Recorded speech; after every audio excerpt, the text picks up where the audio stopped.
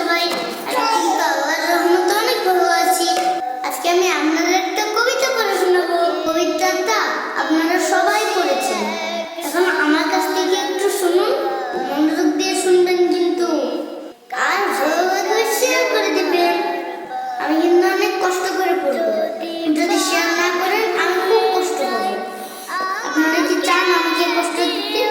আপনারা না আমাকে অনেক ভালোবাসেন, তাহলে একটা শেয়ার করে দিন। আচ্ছা, তাহলে আমি কবিতাটা শুরু করে দিই। I will to bed and I will to rise makes a man healthy, wealthy and wise. এটার অর্থ কি জানেন? সেটাও বলে দিন। সকাল সকাল